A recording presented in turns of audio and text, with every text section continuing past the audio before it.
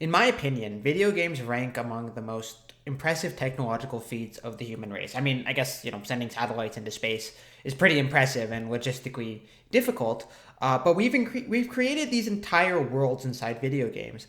And, archetypally, they do represent kind of the next evolution of art. That is, art that you can interact with. So, as I stated in the previous video, I make a rather arbitrary distinction between a pure simulation and a video game.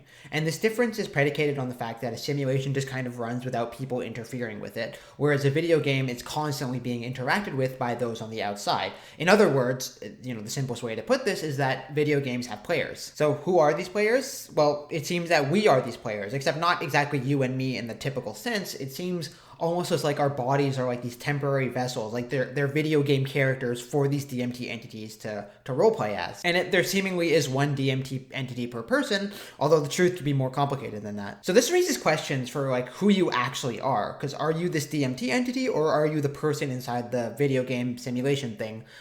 Because from your perspective and from my perspective, I've only ever been a person. I don't recall ever being a DMT entity. So is that my actual self, or like do I have an independent existence inside this thing? It's a very interesting question and kind of puzzling. And so it seems that like part of the purpose of this video game is to not know you're in a video game. It's almost like this immersion technique or something. But of course, given the fact that we do kind of know that we're in a video game, and clearly the entities aren't like editing that fact out, it seems that the real reason we never knew we were in a video game is because that fact was just flat out incomprehensible for most of history. But now that we've reached this stage where we understand that this is a possibility, it seems that our minds are able to kind of grasp that. Of course, there are many schools of thought out there and religions that have posited that the universe is some kind of illusion and that there are two worlds and that we're kind of in like the illusory one. So, of course, this idea has kind of come to the minds of humans before. It's just that in this context, it makes a bit more sense, I guess, and isn't predicated on the supernatural, although, this is pretty supernatural. And, of course, even these religious ideas are relatively recent given the enormous span of history. And furthermore, when we go to the DMT world, it seems like the entities there do want to tell us that we are in a simulation. They do want to convey that fact to us. So the idea that we're in a video game does explain some of the more paradoxical elements of the DMT experience. Firstly, why do people have this sense of overwhelming familiarity, like they've been to this DMT dimension before? Well, the answer simply is because they have been to this DMT dimension before. That is, in a sense, like their actual home. And this world is just some temporary thing that we do. And so this DMT world is where we originally come from. That's our actual home. And of course, we know the entities there. People describe feeling like they're reconnecting with their lost long friends is because that's literally what's going on. And so the sense of familiarity, which at first seemed kind of paradoxical, does make sense when kind of construed within the context of this video game hypothesis. And when we return to our bodies and come back to this world, our brains are filled with a completely different conception of the world. And so obviously this is going to be all very foreign to the ego.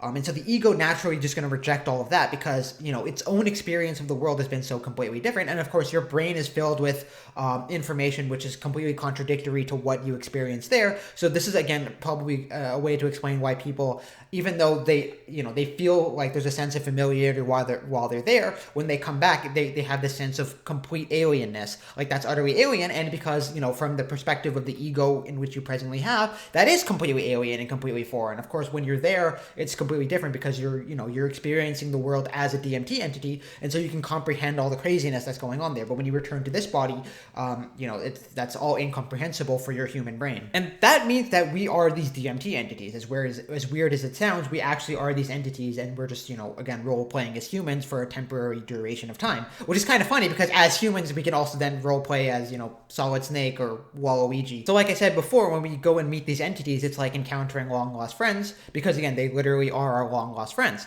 But this may be confusing because, right now sitting here, I have no memories of being a DMT entity or of, being friends with DMT entities. So how exactly does that work? So there are a number of possibilities. One is that, our memories are intentionally disrupted so that, the purpose is that we're not supposed to remember that whole thing.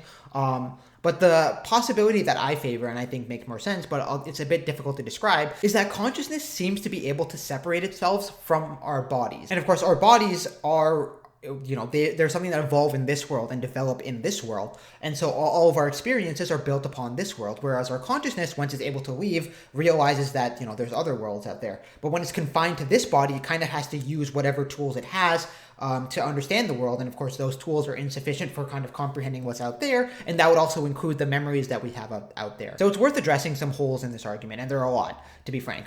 And the first one is the fact that when people are there, they, even though they have this sense of familiarity and this sense of understanding that they, completely understand what the situation is about, they also have this sense of like attachment to their bodies. And it causes a sense of panic because, this whole crazy DMT world is nothing that they ever expected. And so there's this sense of utter panic at just how astonishing this world is. And this could be for many reasons, why they experience a sense of panic, because, they shouldn't, because if they know this world, then it should just be a sense of familiarity. There shouldn't be this sense of alienness. And one possibility is that we're confined to these human bodies for so long, and we live with certain assumptions that when we enter this world that we completely forgot about, it comes as a complete shock to us. And there must be some kind of a readjustment period before we realize, okay, this is the actual situation, because for a huge amount of time, you were just this person for however long. I mean, perhaps this video game that we're playing is just that intense and that immersive. It feels pretty real to me. And another possibility, which I kind of mentioned before, is the fact that when they return to their bodies, they're returning to brains that have had completely different experiences of the world, and they're returning to egos that have had completely different assumptions about the world. So it might be a very natural experience to just look back on that whole DMT thing and reject it and not identify with it. And CG Kid, aka Philip Markov, who I discussed in an earlier video, said that he felt this attachment to his body even though he was there. So even though he was in the spirit world, as he described it, he had this sense of like he had attached himself to his body, and that caused a conflicted feeling because he didn't know of which world he belonged. And this is what caused him to panic. And so if you identify super closely with your ego, it can probably cause this feeling of crisis when you realize that all of that was just a fictional premise. And that does kind of make sense. Like, imagine learning that your entire life was just a lie. It would be a kind of panicking experience. But people who do smoke DMT, and many of them are able to calm down in this world and kind of accept the experience.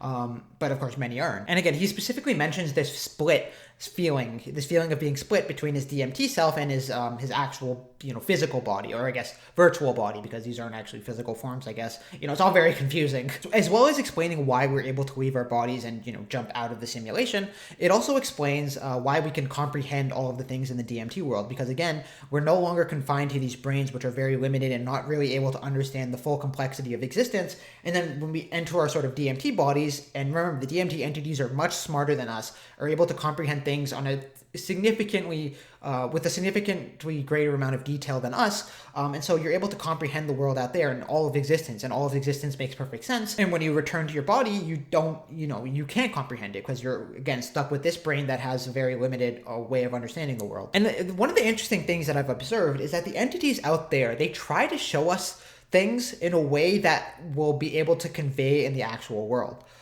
It's almost like they are trying to communicate with us in here. Whenever we go out there, they try to they show us things in a way that it would make sense to our human selves, which I find very interesting, because it seems like they do want to get across to us that we're in a simulation.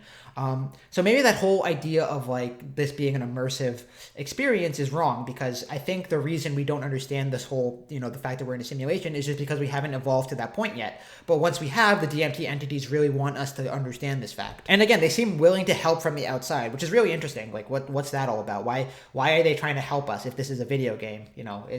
It seems to defeat the purpose. So this is something that we really need to explore more. So again, the reason we're able to comprehend things which are beyond human comprehension while we're out there is because we're no longer confined to this, hunk of meat called the human brain, which, even though it's incredibly complex and allows us to understand much, it is still confined and still has various limitations. And so we can learn the secrets of reality in an immense amount of detail. But again, when we come back to the human brain, I feel like I've said this a lot of times, it just doesn't compute, because the human brain isn't equipped to handle that kind of information load. So to put this in perspective, imagine, and this is kind of a weird thought experiment, and it's not exactly clear what the rules would be, but imagine if a rat suddenly became a human, or suddenly was transferred into a human's body, into a human's brain. It would be able to understand math and stuff, because a human's brain can understand that, and it would suddenly realize all of these things that it never knew as a rat, and it would be completely astonishing because it just didn't realize that it didn't realize these things. It wasn't even aware of the fact that it wasn't aware, as weird as that sounds. And so, it'd be able to understand all of the things that a human can understand. But imagine then that rat was suddenly transferred back to its own body. All of that would just be what? Because again, a rat's brain isn't isn't equipped to comprehend, calculus or whatever. And so all of that, even though it experienced, it would just seem like completely foreign and it wouldn't be able to comprehend it. That's kind of like what's happening with us. Even though humans are very complicated and very intelligent, there are still limitations to our brains. And so when we are able to understand crazy things, it just doesn't compute when we return back to our bodies. This also explains another paradoxical thing about DMT, is that people have very few memories of the experience. And, this is one of the reasons people shrug off this experience, that, it was just a hallucination. And that is fair. This is a kind of a problem, the fact that people don't have memories, very clear memories of it. But this could be explained by the fact that, again, it wasn't your brain that went to this realm. It was your consciousness. The seeming implication of this is that your consciousness is able to leave your body and go to another place. But again, it goes without your brain. And so obviously your brain doesn't experience anything. And so it won't retain any memories of it. But again, you could have definitely experienced these things. It just doesn't get transferred onto your kind of, your hard drive. Now, this does bring up an interesting point, in that it seems that our consciousness, and by consciousness I mean sentience, because, not just the fact that we're aware of the experience, but the fact that we're having an experience at all, all of the qualia that we experience. It seems that because this is able to leave the simulation, that perhaps this is where sentience comes from in the first place. That sentience is a product of something outside the simulation, or outside the video game, and it's kind of like how the entity looks into our world. And it kind of plays the video game using sentience, which is fundamentally a product of the outside. So at one level, the origins of sentience, which is extremely puzzling and very hard to understand, is kind of explained through this simulation hypothesis, or video game hypothesis. At one level, because again, we still don't know what sentience is in and of itself, but it would kind of help us understand what it is if we understood it as being something which originates from outside of our world, but is how the entities outside look into our world. And this might be kind of puzzling, because it seems that, obviously our brains are connected to our conscious experience. If I cut off certain parts of my brain, my experience is diminished. And so it seems natural to say that consciousness is a product, and consciousness and sentience, I keep making that mistake, is a product of circumstances within the simulation, and it exists inside of it. But what I think, and this is just the kind of preliminary thoughts on this matter, is that basically as we evolve, we unlock more sense perceptions for the entity to use. I think that's what's happening, if that makes sense. Again, it's not totally clear, and it's kind of disagreeable, but in later videos I'll explain this in more detail. Now remember, this also explains another thing, is the fact that when we're in our DMT entity forms, we can experience various qualia which are otherwise inaccessible to our normal forms. The fact that we can perceive four-dimensional objects and understand what they look like in that DMT world is an example of this. So like right now, for example, you can't understand what a four-dimensional object looks like. Your brain literally just doesn't understand that.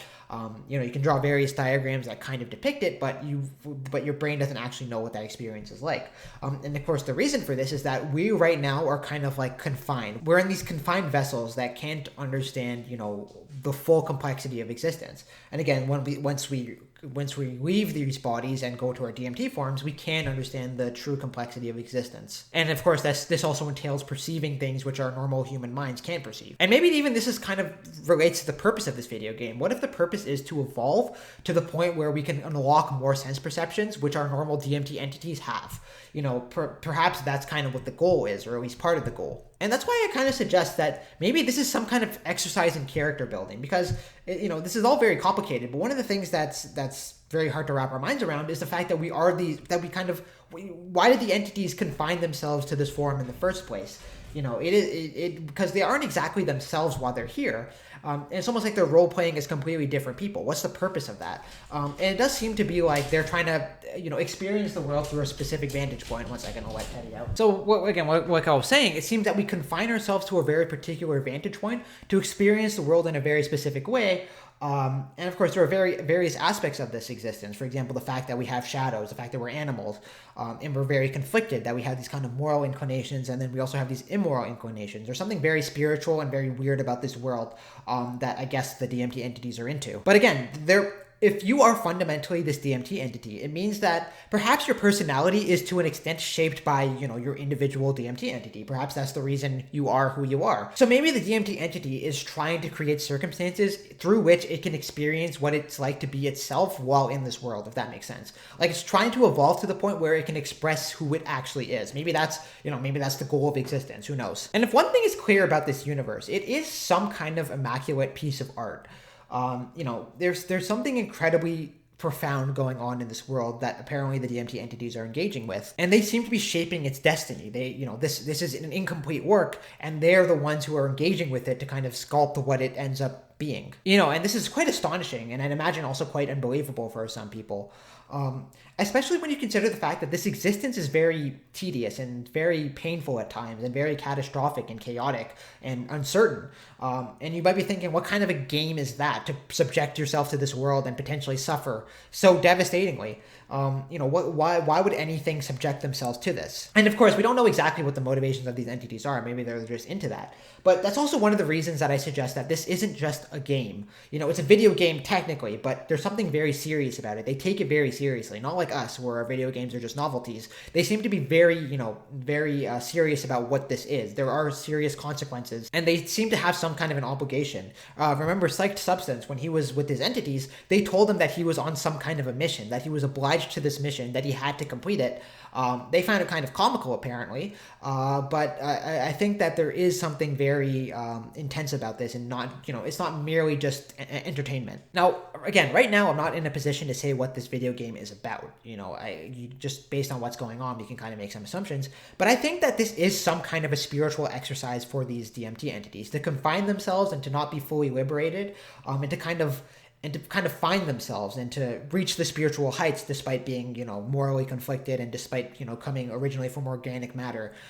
It does seem to be some kind of a spiritual thing for them. And at least that is reflected, in my opinion, in the human story. So think about this from an individual perspective. This means that you right now made the decision to come into this world. And to suffer through its tragedy, and also to see the amazing things that happen here, and also the terrible things that happen here, and to be a part of that, and to help shape the things, the outcomes. You made that decision, unless for some reason we're obliged. I even considered that this is some kind of a prison, and that we're all criminals, and that we have to do this for some reason. That's still possible. That's still on the table. But it does. I think. This is just my thought, is that we chose to come here. We chose to enter this world. And that means you chose to enter this world. You were one of the DMT entities that chose to come here. And, given how the terrible things can be in this world, I'm painting a kind of bleak picture, but these are just the facts. I think that it is a heroic act to participate in whatever this is and to subject yourself to it. So I think there is something brave about being here. And so, we can get into some more of the questions about what this place actually is and the things that are going on. One of the most perplexing is this seems to be a very high capacity server. Like, it seems to be there are a lot of DMT entities, because clearly there are a lot. And also, when do they jump into the simulation? Do they wait for intelligent life to evolve, or sentient life, or because again, we need to consider animals. What if animals are also have these DMT entities attached to them? What if a DMT entity just wants to chill and be a dog, or be an octopus, or whatever, and experience the world from that particular perspective? That's really interesting to think about, that they can choose various perspectives. A human perspective is probably one of the most unique ones.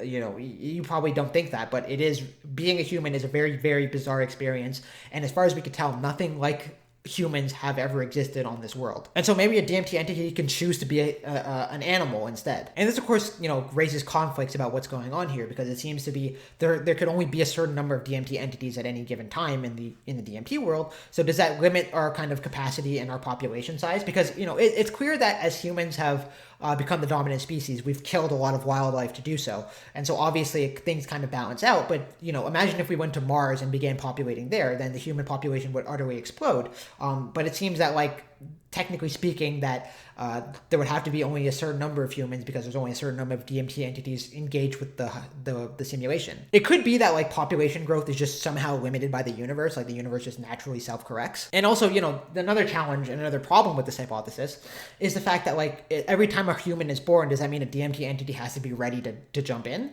order to experience that person's sentience? And another possibility, which is kind of scary to think about, and interesting, I guess, is the fact that what if there are humans who exist who don't have consciousness and aren't sentient and are basically literally NPCs? That's kind of a weird thing to think about, that some people don't have consciousness and don't know about it. But again, it's completely possible, and maybe it fixes this problem. So like I said before, there are so many possibilities and so many things that are contradictory and conflicting with this theory, that when we do explore the DMT world, we have to kind of go with a checklist to check which things are right and which things are wrong. I could be completely wrong about any of this, but of course, the reason I speculate is to try and kind of make sense of this experience. And there are so many subtleties that I've yet to even discuss. Like, for example, what happens when we exit the simulation? When do we exit the simulation? Can we pause the video game at any time and leave? Like, why aren't we able to just leave whenever we want? Why are we subjecting ourselves to this world? Again, like I said before, I think it is some kind of a heroic endeavor to be in here. But again, I don't know for sure. I remember speaking with a work buddy of mine one time, and we were discussing the simulation hypothesis, and he said, if this is a simulation, it's a pretty shitty simulation. And, it can feel like that sometimes. But maybe the DMT entity is completely okay with that. Maybe when it leaves the simulation and realizes that that was just, a simulation, it realizes that the world isn't that bad. And even, from a human perspective and living as a human and having to, go through all the things that a human goes through, maybe for some reason the entity is okay with that, even though our human selves living in this world don't feel like that. And of course, there is kind of like progress going on here. Sorry, Teddy wants to come back inside. But there is progress in this world. It's almost like we're saving our progress because, as we become more evolved, things become better. We learn treatments for cancer. We learn how to avoid pandemics. Apparently not this time, but, we gain knowledge and we're able to do things inside this world to make it better. So, our progress is saved to an extent, and maybe that's the point. Maybe they want to see how far they can take this project. So that's where I'm going to leave it for now. There are some more implications that I'm going to get into in later videos. And any of these could be true, any of these could be false. I'd love to know what your thoughts are. I'd love to know what your theories are. If your theories are similar or different. If they're different, I'd like to know because, it's very possible that I have blind spots here and we need to kind of exhaust the possibilities if we're ever going to really explore what's going on. But anyways, yeah, you can still check out my coaching service, link in the description if that interests you at all. But anyways, have a good day and may good luck always come your way.